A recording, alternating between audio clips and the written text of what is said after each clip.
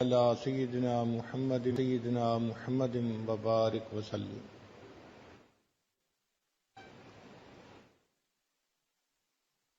ہر انسان کی یہ چاہت ہوتی ہے کہ میری آرزوئیں اور تمنائیں پوری ہو جائیں۔ جب وہ دیکھتا ہے کہ جس بندے کے پاس مال زیادہ ہے وہ اپنی مرضی کے ہر کام کو کر لیتا ہے،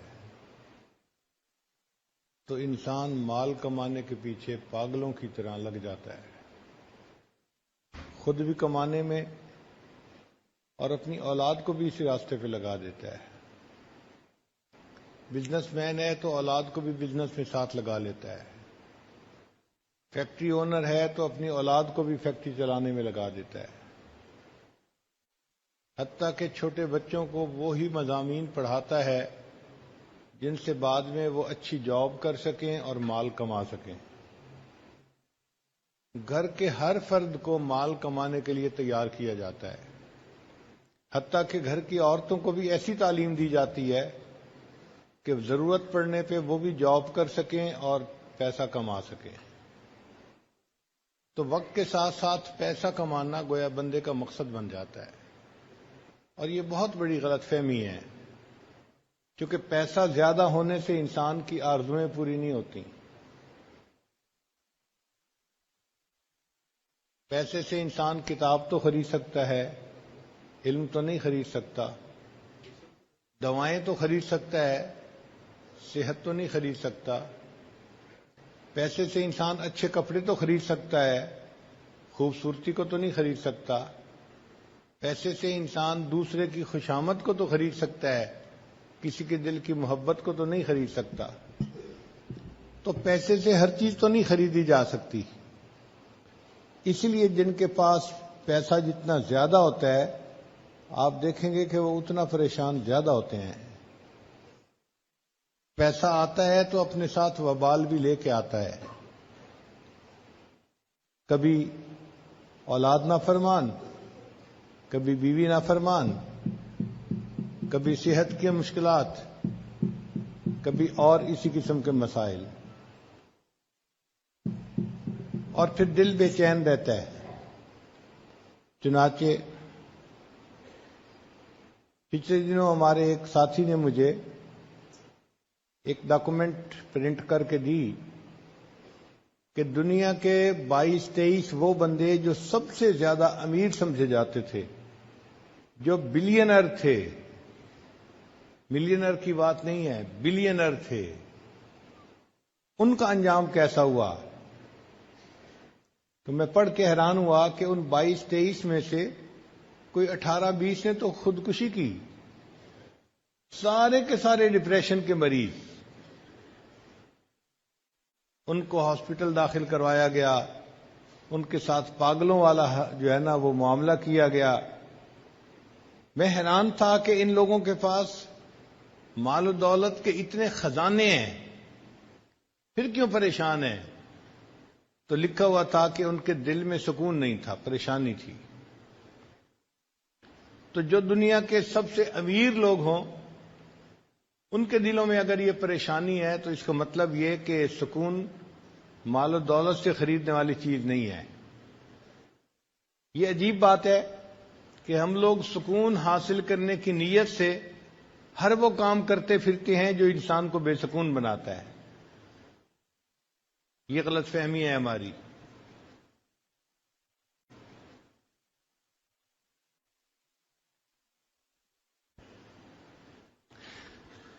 سکون ملتا ہے اللہ تعالیٰ کی یاد سے اور نیکی کی زندگی گزارنے سے۔ الا بذکر اللہ تطمئن القلوب، جان لو اللہ کی یاد کے ساتھ دلوں کا اطمینان وابستہ ہے۔ آپ اگر غور کریں تو دنیا میں مختلف چیزوں سے نفع اٹھانے کے طریقے مختلف ہیں۔ پانی سے نفع اٹھانے کے طریقے اور ہیں، آگ سے نفع اٹھانے کے طریقے اور ہیں، ہوا سے نفع لینے کے طریقے اور ہیں، مٹی سے نفع لینے کے طریقے اور ہیں، جدا جدا طریقے ہیں۔ ذہن میں سوال پیدا ہوتا ہے وہ کون سا طریقہ ہے کہ جس سے کہ ہم اللہ تعالیٰ کی ذات سے فائدہ اٹھانے والے بن جائیں۔ اللہ کے خزانوں سے فائدہ لینے والے بن جائیں. وہ طریقے کون سے ہیں؟ اس کو سمجھانے کے لیے ہمارے آقا اور سردار حضرت محمد مصطفیٰ احمد مجتبی صلی اللہ علیہ وسلم دنیا میں تشریف لائے، اور انہوں نے آ کر یہ بات سمجھائی کہ لوگوں، اگر تم میرے نقش قدم پر چلو گے تو اللہ کے خزانوں سے سب سے زیادہ فائدہ اٹھانے والے تم بن جاؤ گے، اور اگر اس کی خلاف ورزی کرو گے تو نقصان پانے والے بنو گے. فرمایا ان اللہ جعل العزت والوقار لمن تابع امری، کہ جس بندے نے میرے حکم کی فرما برداری کی اللہ نے اس کے لیے عزت اور وقار کو لکھ دیا. وجعل الذلت والصغار علی من خالف امری، اور جس نے میرے حکم کی مخالفت کی اللہ نے اس کے لیے صغار، چھوٹا پن اور ذلت کو لکھ دیا ہے. تو دنیا میں کامیاب زندگی گزارنے کا ایک ہی راستہ ہے جس راستے پر اللہ کے پیارے حبیب صلی اللہ علیہ وسلم چلے، اور انہوں نے ہمیں اس راستے پہ چلنے کا حکم عطا فرمایا. اس کے سوا کوئی دوسرا راستہ نہیں ہے. آج دنیا ٹھوکریں کھا رہی ہے، کوششیں میں لگی ہوئی ہے، لیکن اس کے بعد مال دولت سمیٹنے کے باوجود پھر پریشان ہے. آپ جس بندے سے بات کر کے دیکھ لیں آپ کو وہی بندہ پریشان نظر آئے گا، اور پریشانیاں بتانی شروع کرتے ہیں. اللہ کی شان کے پریشانیاں ختم ہی نہیں ہوتی، آپ سنتے چلے جائیں سنتے چلے جائیں. اتنی لمبی حکایتیں ہوتی ہیں کہ بندہ سن کے حیران ہو جاتا ہے، تنگ آ جاتا ہے.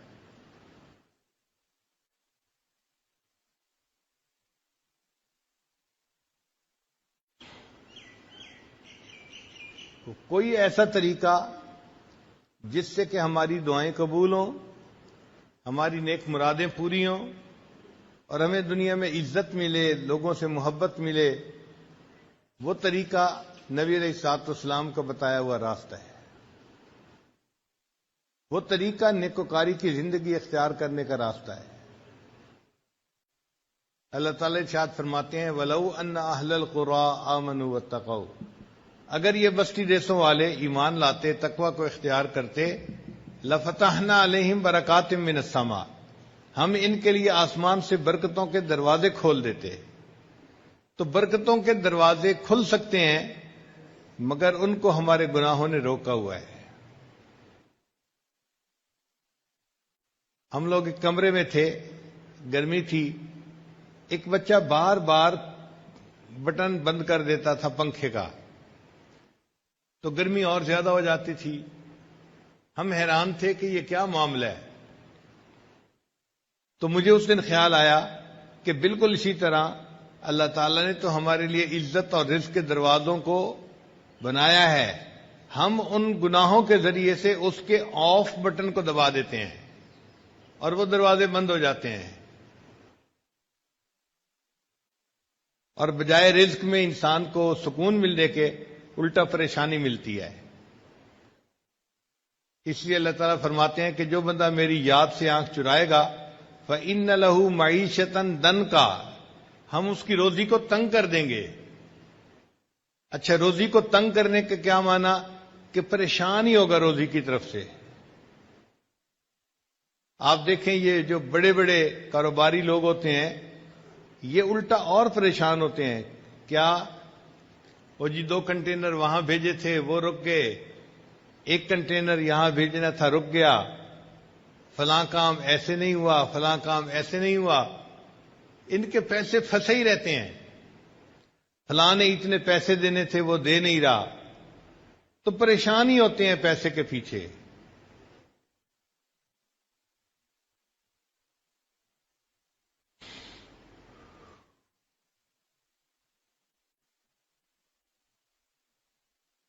اور کئی مرتبہ ایکسپینشن کے چکر میں شیطان ڈال دیتا ہے. اچھی بلی فیکٹری تھی، چلا رہے تھے، مزے کی زندگی گزار رہے تھے، ذہن میں خیال آیا ہم اس کی کیپیسٹی کو بڑھا لیں. اب کیپیسٹی بڑھانے کے لیے کبھی تو بینک سے لون لیا، کبھی لوگوں سے لون لیے. اب وہ لون ایسا ہوتا ہے کہ اس کو واپس پے نہیں کر سکتے تو پریشان. تو پریشانی پریشانی، پیسہ ہے لیکن ساتھ پریشانی بھی ہے. پھر آپس میں بیٹھ کے باتیں کرتے ہیں جی کہ لیکوڈیٹی نہیں ہے ہمارے پاس، اس لیے پریشانی زیادہ ہو گئی ہے۔ پیسہ ہوتا ہے بینکوں میں ہوتا ہے، پیسہ ہوتا ہے کاغذوں میں ہوتا ہے، ہاتھ میں ان کے نہیں ہوتا۔ بس ان کی فیکٹریوں کی کیپیسٹیز بڑھتی جاتی ہیں اور وہ پریشان ہی ہوتے ہیں۔ اللہ ان کی معیشت کو تنگ کر دیتے ہیں، اس طرح سے ہر وقت پریشان۔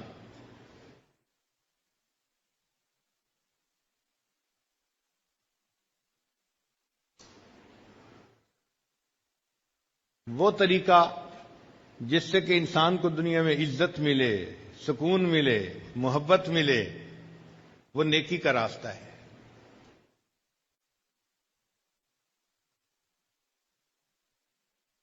چنانچہ جن لوگوں نے نیکی کے راستے کو اپنایا، اللہ نے ان کے قدموں میں دنیا کو لا کے ڈال دیا۔ سفیان ثوری رحمۃ اللہ علیہ ایک سال میں 365 کپڑے بدلتے تھے، جوڑے بدلتے تھے۔ ایک بندے نے کہا ہوا تھا، حضرت میں آپ کو روزانہ ایک نیا سوٹ سلوا کے دوں گا، آپ وہ پہن کے درس دیا کرنا۔ تو حضرت روزانہ نیا سوٹ پہن کے درس دیتے تھے، پرانے سوٹ کو اللہ کے راستے میں صدقہ کر دیتے تھے۔ آپ مجھے بتائیں، ہے کوئی ایسا بزنس مین، کوئی امیر آدمی جو یہ بتائے کہ جی میں سال کے 365 سوٹ نئے بدلتا ہوں؟ بڑے سے بڑے امیر آدمی بھی 1 درجن 2 درجن کپڑے بدل لیں گے، وہی دھو دھو کے پہنتے رہتے ہیں، حالانکہ وہ امیر کہلاتے ہیں، وزیر کہلاتے ہیں۔ اور جن کو ہم فقیر کہتے ہیں، اللہ ان کو سال میں 365 سوٹ نئے بدلواتا ہے۔ یہ جو ہے نا مسلح کی بادشاہی، یہ عجیب نعمت ہے، سمجھ میں نہیں آتی۔ انسان دیکھنے میں فقیر ہوتا ہے لیکن حقیقت کا امیر وہی ہوتا ہے، وہ دلوں کا بادشاہ ہوتا ہے۔ دنیا کے بادشاہ تو جسموں کے بادشاہ ہوتے ہیں، اور یہ اللہ والے یہ انسانوں کے دلوں کے بادشاہ ہوتے ہیں۔ اصل حکومت تو ان کی ہوتی ہے، اور وہ ان کو نیکی کی وجہ سے ملتی ہے۔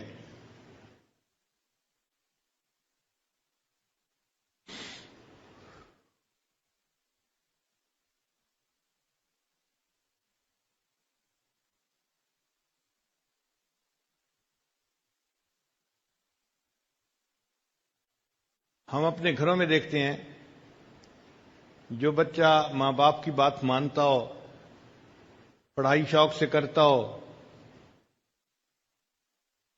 ماں باپ کی عزتوں کا سبب بنتا ہو، تو ماں باپ اس سے پیار کرتے ہیں۔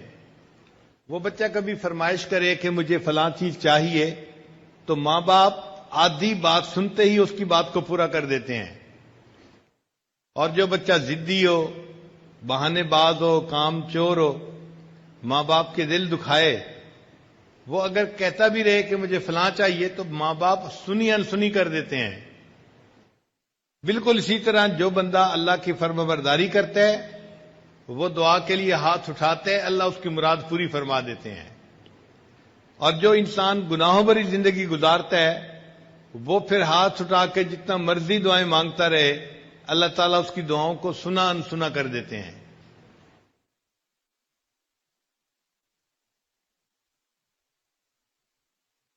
تو جس نے نیکی کی اور نیکی کی زندگی کو اختیار کیا، اللہ تعالیٰ اپنے خزانوں کے دروازے اس کے لیے کھول دیتے ہیں۔ اسی لیے کہا جاتا ہے کہ اللہ والوں کے ہاتھ اللہ تعالیٰ کی جیب میں ہوتے ہیں۔ اللہ والوں کے ہاتھ اللہ تعالیٰ کی جیب میں ہوتے ہیں۔ اللہ اپنے خزانوں کے دروازے ان کے لیے کھول دیتا ہے۔ حضرت مولانا قاسم نانوتوی رحمۃ اللہ مسجد میں تشریف فرما تھے۔ ایک بندہ آیا اور اس نے کچھ ہدیہ پیش کیا۔ حضرت کی عادت تھی کہ اگر کوئی بندہ سنت کی نیت سے ہدیہ پیش کرتا تھا تو لے لیتے تھے، اور اگر کوئی ان کو غریب سمجھ کے ہدیہ پیش کرتا تھا پھر نہیں لیتے تھے۔ استغنا تھا طبیعت کے اندر۔ اس نے کوئی بات ایسی کر دی کہ جس سے یہ فیل ہوتا تھا کہ وہ سمجھتا ہے کہ یہ بڑے محتاج ہیں اور فقیر ہیں، ضرورت مند ہیں، اور میں ان کو یہ دے رہا ہوں۔ تو حضرت نے فرمایا نہیں، میں آپ کا ہدیہ نہیں لوں گا۔ وہ بڑی محنت کرتا رہا، حضرت نے نہ کر دی۔ واپس گھر جانے لگا تو اللہ کی شان کہ جب وہ جوتوں والی جگہ پر پہنچا دروازے کے قریب، اس نے حضرت نانوتوی رحمۃ اللہ کے جوتے پڑے ہوئے دیکھے۔ اس کے دل میں خیال آیا کہ میں تو ہدیہ لے کے آیا ہوں، حضرت قبول نہیں کرتے تو کیا کروں؟ اس نے وہ جو پیسے تھے چاندی کے سکے وہ حضرت کے جوتے کے اندر ڈال دیے۔ حضرت تھوڑی دیر کے بعد جب گھر تشریف لے جانے لگے تو آپ نے اپنے جوتے پہننے لگے تو پتہ چلا کہ جوتوں کے اندر تو پیسے پڑے ہوئے ہیں۔ نکالے تو یہ وہی پیسے تھے جو بندہ ہدیہ دیتا تھا، اور حضرت نے اس کو نہ کر دی تھی۔ حضرت نانوتوی رحمۃ اللہ فرمانے لگے کہ دیکھو، جو دنیا کو ٹھوکر لگاتا ہے اللہ تعالیٰ دنیا اس کے قدموں میں یوں لا کے ڈال دیتے ہیں، اس کے جوتوں میں لا کے ڈال دیتے ہیں۔ اگر ہم دنیا کے پیچھے بھاگیں گے تو دنیا کبھی ہمارے ہاتھ نہیں آئے گی، لیکن اگر ہم دنیا سے رخ پھیر کے اللہ کو اپنا مقصود بنائیں گے تو یہ دنیا خود بخود ہمارے پیچھے آتی جائے گی۔ اس لیے زندگی گزارنے کا بہترین طریقہ انسان نیکی کو اختیار کرے۔ اللہ تعالیٰ اس بندے کے کاموں کو سنوارتے ہیں، اس کے کاموں میں اس کی مدد فرماتے ہیں، لوگوں کے دل میں اس بندے کی محبت عزت ڈال دیتے ہیں۔ یہ زندگی کو اچھا گزارنے کا بہترین طریقہ ہے۔ کتنی عجیب بات ہے کہ خواہشات نفسانی کو توڑنے میں خواہشات پوری ہوتی ہیں۔ ظاہر میں انسان سمجھتا ہے جی مجھے تو خواہشات کے خلاف کرنا پڑے گا۔ ہاں، ہمیں اپنی خواہشات کے خلاف کرنا پڑے گا، لیکن اللہ ہماری خواہشات کو پورا کر دیں گے۔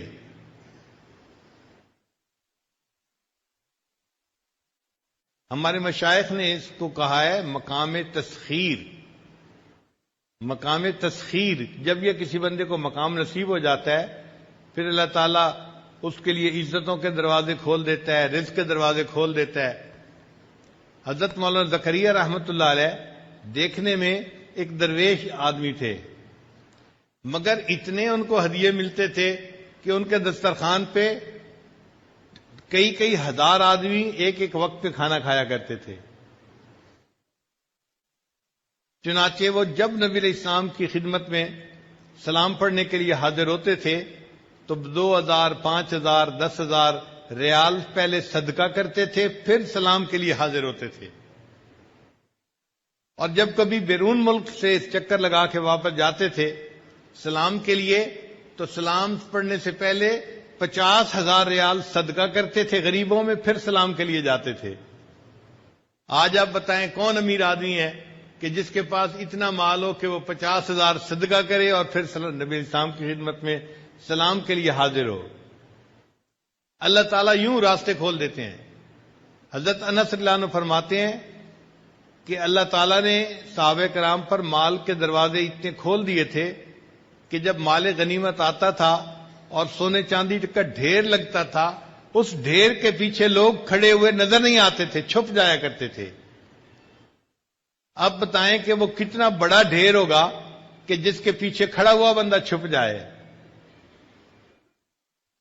چنانچہ حضرت عمر رضی اللہ عنہ کے دسترخوان پر ایک وقت میں 60,000 لوگ کھانا کھایا کرتے تھے۔ آپ بتائیں یہاں کے تو امیر لوگوں کے شادیوں پہ 60,000 بندے کھانا نہیں کھاتے، حالانکہ وہ تو زندگی میں ایک آدھ مرتبہ شادی کا بچوں کا معاملہ پیش آتا ہے۔ حضرت عمر رضی اللہ عنہ کے دسترخوان پہ روزانہ 60,000 بندے کھانا کھاتے تھے۔ یہ دولت اللہ نے کہاں سے دی تھی؟ رزق کی برکت اللہ نے کو دی تھی۔ ایک بدو تھا، عام سا آدمی، اس کے دسترخوان پہ ہر روز 4 اونٹ ذبح ہوتے تھے۔ آپ بتائیں مجھے کوئی امیر بندہ ہے کہ جس کے گھر میں 4 بکرے روزانہ ذبح ہوتے ہوں؟ کروڑوں پتی بندے کے گھر کے اندر یہ کیفیت نہیں ہے کہ 4 بکرے روزانہ ذبح ہوں، اتنے مہمان ہوں۔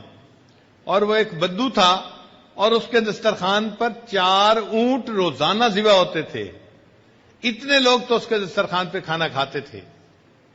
تو صحابہ رضی اللہ عنہم نے دنیا سے منہ موڑا اور اپنے رب کو منایا، اللہ نے دنیا ان کے قدموں میں لا کے ڈال دی۔ حضرت عمر رضی اللہ عنہ نے حضرت معاذ رضی اللہ عنہ کو ایک مرتبہ 2 لاکھ درہم ہدیہ بھیجے انہوں نے ایک رات میں سارے کے سارے اللہ کے راستے میں صدقہ کر دیے، 2 لاکھ درہم۔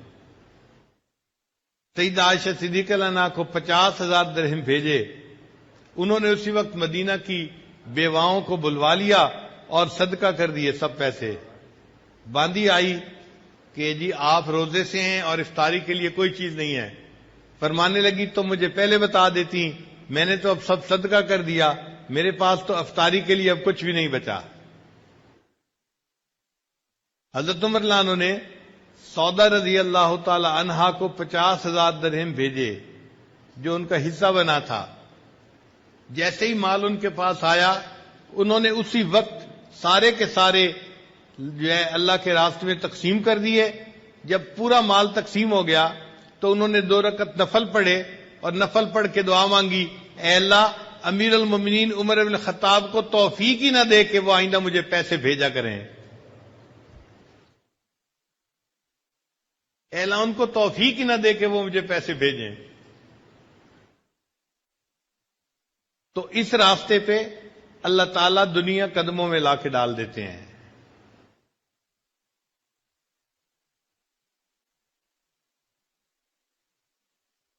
ہمارے حضرت مرشد عالم رحمۃ اللہ علیہ کر اللہ تعالیٰ نے اس طرح دنیا کے دروازے کھول دیے تھے۔ اگر وہ چاہتے کہ میں مسجد کی دیوار ایسی بناؤں کہ ایک اینٹ سونے کی ہو اور ایک اینٹ چاندی کی ہو، مجھے پکا یقین تھا کہ حضرت ایسی مسجد بھی بنا جاتے۔ حضرت خواجہ عبد المالک صدیقی رحمۃ اللہ علیہ خانوال والے، انہوں نے مسجد بنائی تو لوگوں نے مسجد کا نام رکھ دیا بے چندہ مسجد۔ بے چندہ مسجد نام کیوں رکھا؟ کہ کبھی چندہ ہی نہیں کیا جاتا تھا۔ تو اللہ تعالیٰ دنیا کی فتوحات دے دیتے ہیں اگر انسان نیکی کی زندگی کو اختیار کرے۔ پھر لوگوں کے دلوں میں اللہ محبتیں بھی ڈال دیتے ہیں، عزتیں بھی ڈال دیتے ہیں۔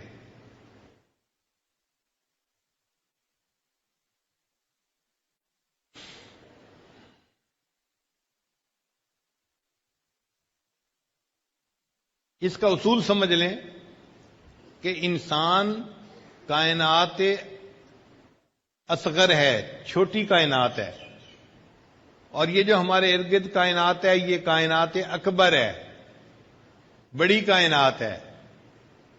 آپس میں چیزیں ایک دوسرے سے مشابہت رکھتی ہیں۔ مثال کے طور پہ انسان کے جسم پر بال ہوتے ہیں، کائنات کے اندر دیکھیں تو زمین کے اوپر درخت ہوتے ہیں، انسان کے جسم میں ہڈیاں ہوتی ہیں، اور اگر کائنات میں دیکھیں تو ان میں پہاڑ ہوتے ہیں، پتھر ہوتے ہیں، سخت ہوتے ہیں۔ انسان کے جسم میں خون کی شریانیں ہوتی ہیں، اور زمین کے اندر دریا اور نہریں ہوتی ہیں۔ زمین کے اوپر چشمے ہوتے ہیں، اور انسان کی جسم میں چشم ہوتی ہے۔ وقت آنے پہ اس چشم میں سے بھی چشمے کی طرح پانی نکلتا ہے، آنسو ٹپکتے ہیں۔ زمین کے اندر نرم مٹی ہوتی ہے، انسان کے جسم کے اندر گوشت ہوتا ہے۔ تو جسم کی مشابہت ہے کائنات کے ساتھ۔ یہ عالم اصغر ہے، وہ عالم اکبر ہے۔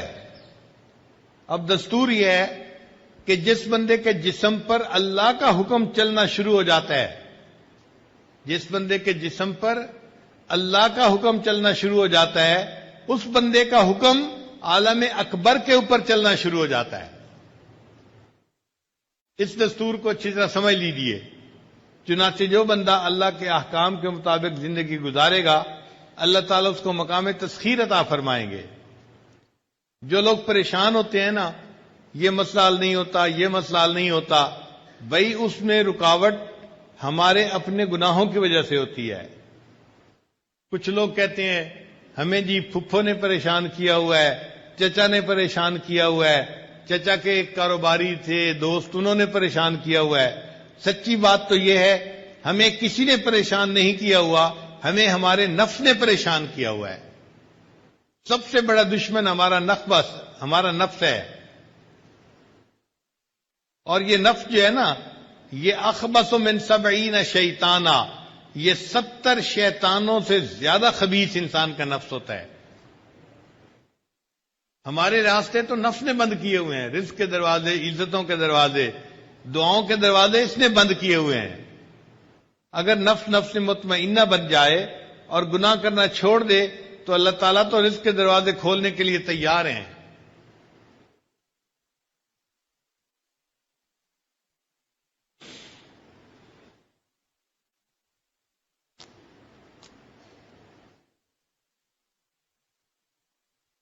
تو ہمیں محنت اس بات پہ کرنی چاہیے کہ ہمارے جسم سے گناہ سرزد نہ ہو، آنکھ سے گناہ نہ ہو، زبان سے، کان سے، دل دماغ سے، ہاتھ پاؤں سے، شرمگاہ سے، جسم کے کسی عضو سے گناہ سرزد نہ ہو. اس پر محنت کرنے کی ضرورت ہے. اور جو بندہ ایسا بن جاتا ہے کہ وہ گناہوں سے بچ جاتا ہے، وہ اللہ کی نظر میں مستجاب الدعوات بن جاتا ہے.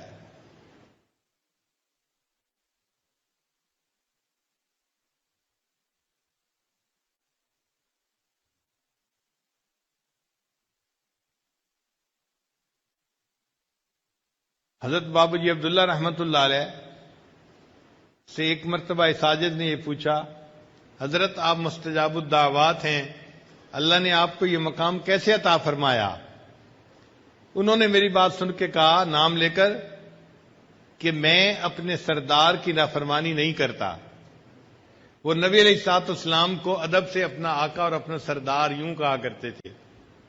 تو فرمانے لگے ذوالفقار میں اپنے سردار کی نافرمانی نہیں کرتا، اس کی وجہ سے اللہ نے مجھے مستجاب الدعوات بنا دیا ہے. ہم بھی اگر نافرمانی چھوڑ دیں تو ہم بھی مستجاب الدعوات بن سکتے ہیں.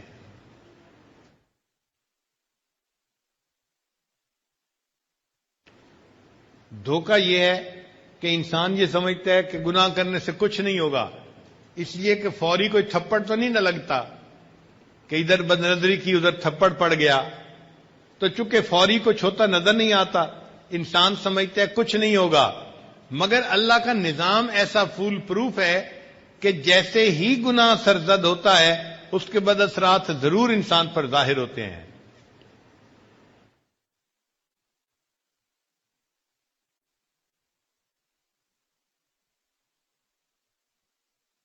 اللہ تعالیٰ تو ارشاد فرماتے ہیں کہ جس نے مثقال ذرۃ، ایک ذرہ کے برابر بھی نیکی کی تو اس کا بھی اجر ملے گا، اور ذرہ کے برابر اس نے برائی کی تو اس کا ہی سزا بھی اس کو ملے گی. تو اللہ تعالیٰ کا نظام اتنا ایکوریٹ ہے، ایک ذرہ کے برابر بھی گناہ کریں گے تو اس کا بھی اثر ہمیں پہنچ کر رہے گا.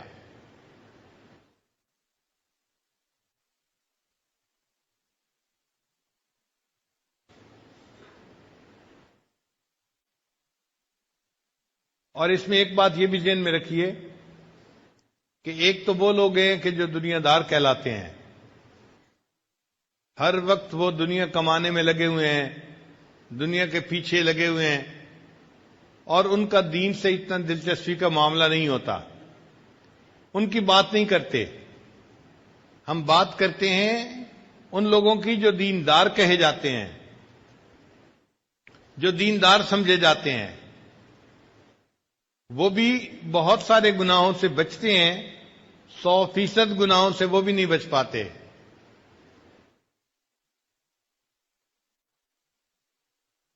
کسی کو غصے کی بیماری، کسی کو شہوت کی بیماری، کسی کو حسد کی بیماری، کسی کو عجب کی بیماری، وہ بیچارے بھی بیمار ہوتے ہیں. نتیجہ کیا ہوتا ہے کہ ظاہر تو ہمارا پھر دین والا ہوتا ہے، مگر اللہ کی مددیں ساتھ نہیں ہوتی جو اس بندے کے ساتھ ہوتی ہیں جو گناہوں سے بچتا ہے. پھر ہم بھی پریشانی کی زندگی گزارتے پھرتے ہیں.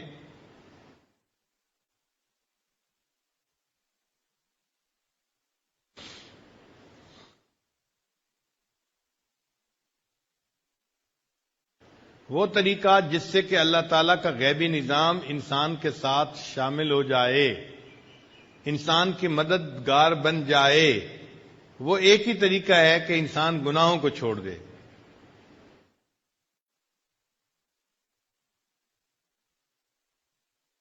یہ کہنے میں جتنا آسان ہے کرنے میں اتنا ہی مشکل ہے. گناہوں کو چھوڑنا کوئی آسان کام نہیں ہوتا. نفس انسان کو گناہ چھوڑنے نہیں دیتا.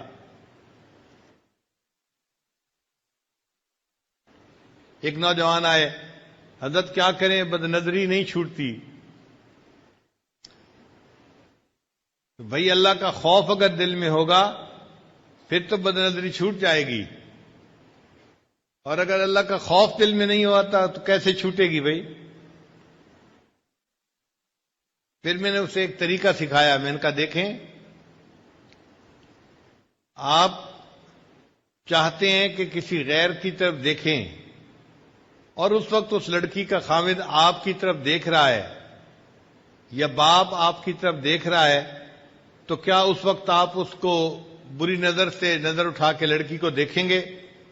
اس نے کہا جی نہیں، اگر اس کا خاوند پاس ہے تو خاوند تو میرے ساتھ جھگڑا کرے گا، لڑائی کرے گا، اور ہو سکتا ہے کہ مجھے تکلیف پہنچائے. تو خاوند دیکھ رہا ہوگا تو میں اس کی بیوی کی طرف نہیں دیکھوں گا. میں نے اس بات پہ جب اس کو اچھی طرح پکا کر لیا، پھر اسے یہ بات سمجھائی کہ دیکھو ہمارے اکابر نے لکھا ہے کہ جب کوئی بندہ بد نظری کرتا ہے، اس کی نظر اس عورت پر بعد میں پڑتی ہے، اس سے پہلے اللہ کی نظر اس بندے پر پڑ رہی ہوتی ہے.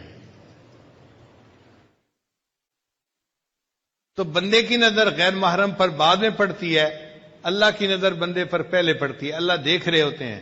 اچھا تم ادھر بھی دیکھ رہے ہو، ادھر بھی دیکھ رہے ہو، ادھر بھی دیکھ رہے ہو، للچائی نظروں سے اس کو بھی دیکھ رہے ہو، تو ہماری ان بدعمالیوں کا پھر وبال ہمیں بھگتنا پڑتا ہے.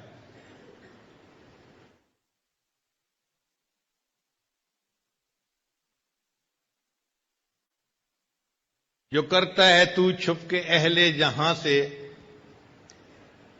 جو کرتا ہے تو چھپ کے اہل جہاں سے، کوئی دیکھتا ہے تجھے آسمان سے.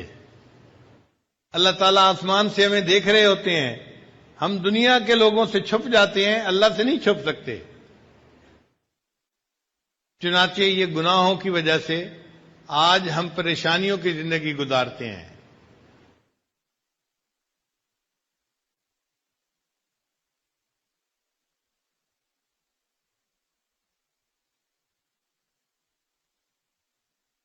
اور اگر ہم چاہیں کہ اللہ تعالیٰ ہمیں نیکی کی زندگی عطا فرمائے، ہماری دعائیں قبول فرمائے، ہمارے کاموں کو سنوار دے، ہمیں دنیا میں عزتیں دے، محبت دے، اس کا ایک ہی طریقہ ہے کہ ہم نیکی کو بھاگ بھاگ کے کریں اور گناہوں سے اپنی جان چھڑائیں.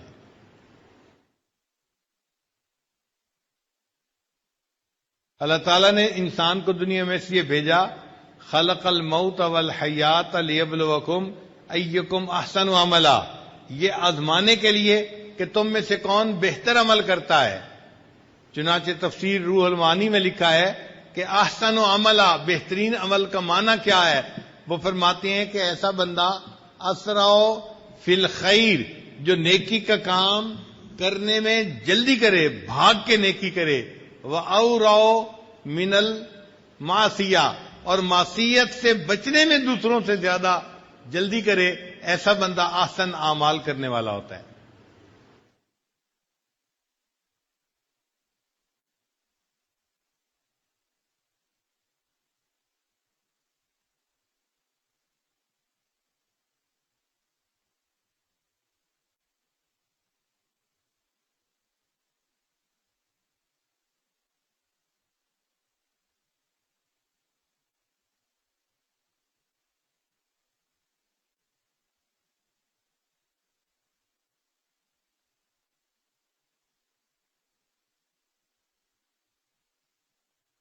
صحابہ رضی اللہ تعالیٰ عنہ اللہ تعالیٰ کی فرما برداری کرتے تھے.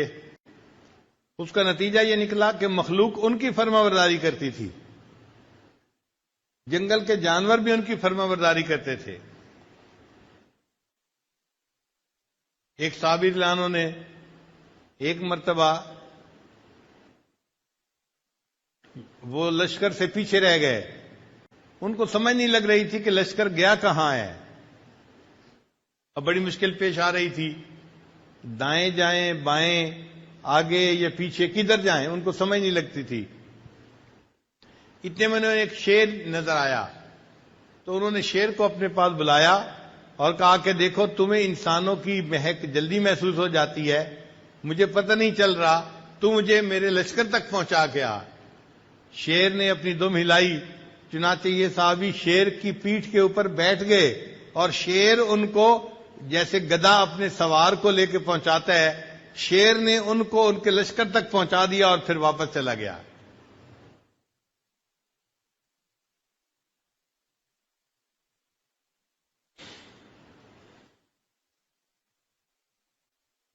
ہم اللہ تعالیٰ کی فرما برداری کریں گے، اس کے نتیجے میں اللہ تعالیٰ مخلوق کو ہمارا فرما بردار بنا دیں گے۔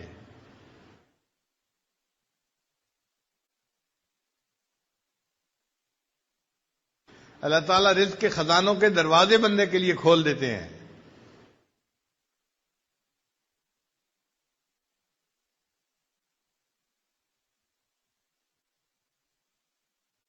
حضرت مولانا یوسف بن نوری رحمۃ اللہ علیہ کے پاس بہت سارے لوگ آتے تھے اپنے زکوٰۃ کا پیسہ لے کے، تو حضرت ان کو فرماتے تھے کہ دیکھو بھائی، میرے مدرسے میں سالانہ جتنا خرچہ ہوتا ہے وہ تو پہلے ہی مجھے مل چکا، اب میں آپ کے مال کو لے کے کیا کروں گا؟ تو حضرت ان کے مال کو واپس کر دیا کرتے تھے۔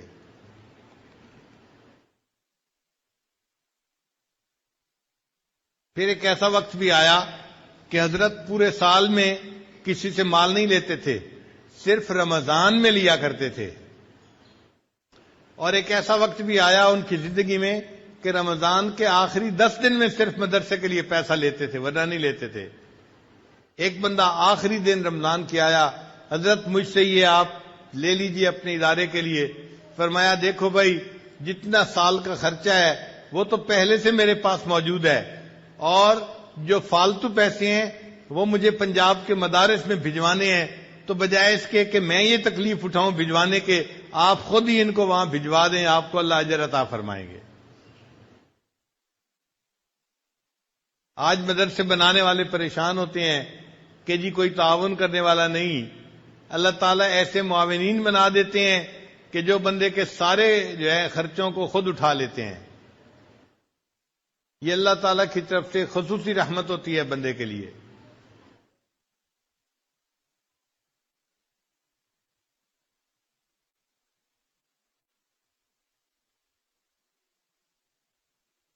اللہ تعالیٰ قرآن مجید میں فرماتے ہیں وَلِمَنْ خَافَ مَقَامَ رَبِّهِ جَنَّتَانِ، جو اپنے رب کے سامنے کھڑا ہونے سے ڈرا اس کے لیے 2 جنتیں ہوں گی۔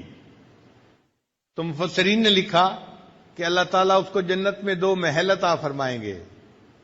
جیسے ایک بندے کا گھر لاہور میں ہے اور دوسرا گھر اسلام آباد میں ہے، اسی طرح اللہ تعالیٰ اس نیک بندے کے جنت میں 2 گھر بنا دیں گے۔ اور بعض مفسرین نے لکھا کہ نہیں، اس کا یہ معنی نہیں، بلکہ معنی یہ ہے وَلِمَنْ خَافَ مَقَامَ رَبِّهِ جَنَّتَانِ، جو اپنے رب کے سامنے کھڑا ہونے سے ڈرا، اللہ اس کو 2 جنتیں عطا فرمائیں گے۔ اس کا معنی یہ ہے ای جنت الدنیا و جنت الآخرہ، آخرت میں تو اللہ اس کو جنت عطا فرمائیں گے ہی صحیح، اللہ اس کی دنیا کی زندگی کو جنت کا نمونہ بنا دیں گے۔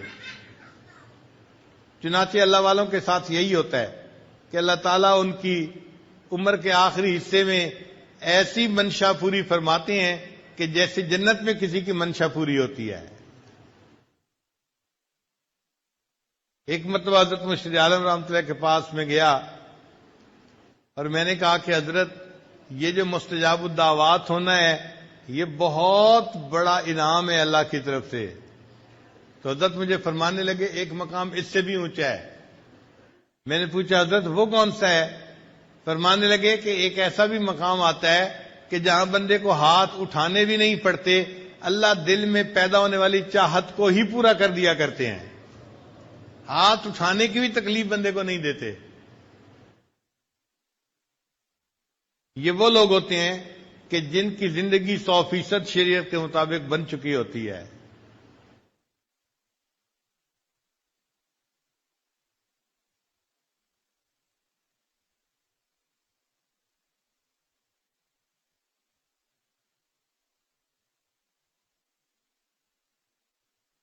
حضرت مولانا فضل الرحمان گنج مراد آبادی رحمۃ اللہ علیہ کبھی کبھی بیٹھے بیٹھے کہا کرتے تھے جنت کا مزہ آ رہا ہے، جنت کا مزہ آ رہا ہے. یعنی دل میں اتنا سکون ہوتا ہے کہ ان کو اس دنیا میں بیٹھے ہوئے جنت کے مزے آ رہے ہوتے ہیں. اگر اس کا نظارہ دیکھنا ہو تو آپ ایک ہفتہ کسی دنیا دار کے ساتھ بھی رہ کے دیکھ لیں تو آپ اس کی زندگی میں پریشانیاں ہی پریشانیاں دیکھیں گے، اور ایک ہفتہ کسی اللہ والے کے پاس رہ کے دیکھ لیں آپ اس کی زندگی میں جنت کا منظر دیکھیں گے کہ ان کے دل میں ایک کوئی چیز کی خواہش ہوتی ہے، اللہ پورا کر دیتے ہیں. اس طرح سے راستے کھول دیتے ہیں، عزتیں دیتے ہیں، محبتیں دیتے ہیں، تو ان کی دنیا کی زندگی جنت کا نمونہ بن جاتی ہے.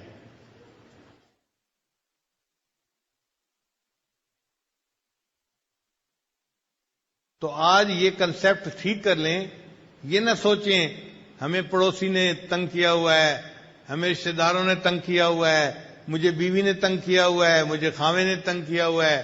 بھائی کسی نے کسی کو تنگ نہیں کیا ہوا، ہمیں ہمارے نفس نے تنگ کیا ہوا ہے. ہم آج نفس کے اوپر جو ہے زبردستی کریں اور اس کو شریعت کی لگام پہنا دیں تو دیکھنا اللہ تعالی ہمارے لیے کیسے عزتوں کے دروازے کھول دیں گے.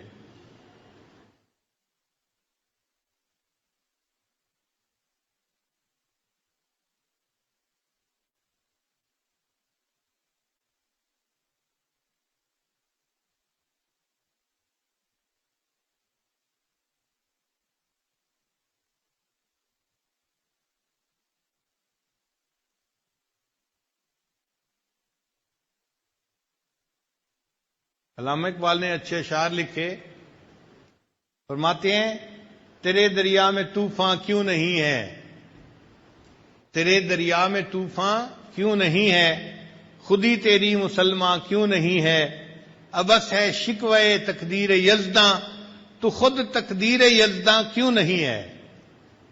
اگر ہم نیکی کو اپنا لیں گے تو ہمیں اللہ تعالی ایسا بنا دیں گے کہ جو ہم تدبیر کریں گے اللہ اسی کو ہماری تقدیر بنا دیں گے. تو مسلمان ہے تو تقدیر ہے تدبیر تیری.